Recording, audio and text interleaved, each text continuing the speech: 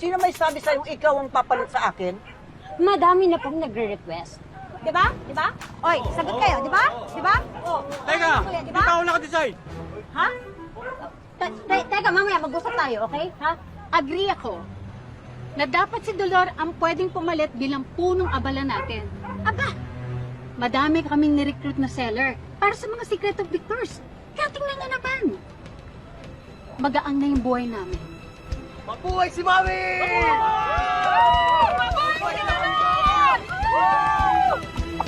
Marami ka pang supporters, di ba? Hindi lahat, Mayor. Maraming naniniwala na hindi siya karapat-dapat na maging punong abala. Bakit Imahana? Meron po ba kayong naiisip na karapat-dapat para sa posisyon? Eh, sino pa ba? Kundi si Paul. Ikaw yun, si Paul. Ako? Oy!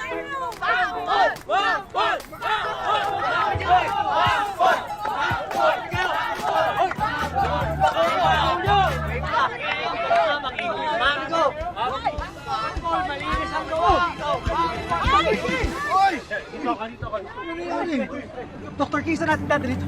Dr.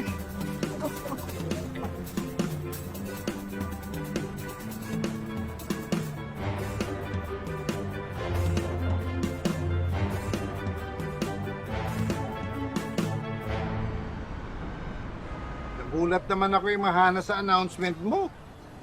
Bakit ba ako ang napili mo? Hindi na naman si nanay may gusto. Ako din. Ikaw din, Yani? Pero bakit?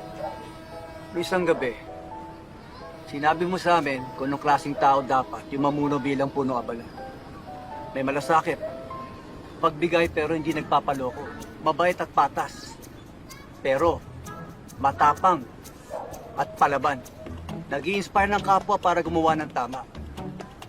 Paul, ikaw lahat yun. Mang Paul, kayong-kayo yun.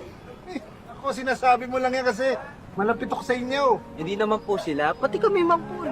Oo, saka ang dami kanina sa sitio. Mang Paul, hiyawan talaga. Pangalan mo, Mang Paul, Mang Paul. Madami po naniniwala sa inyo, Mang Paul. Niwala kayo. Ano ba? Hindi, busy ako eh.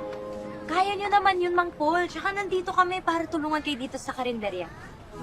Opo.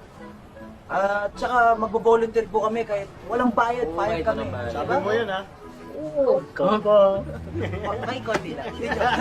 Joke lang, kahit walang bayad, bayad kami, Mang Paul. O ano, Paul? Turuan na ba kita kung paano maglagay ng limbag? Bigay na yan. Bibigay na yan.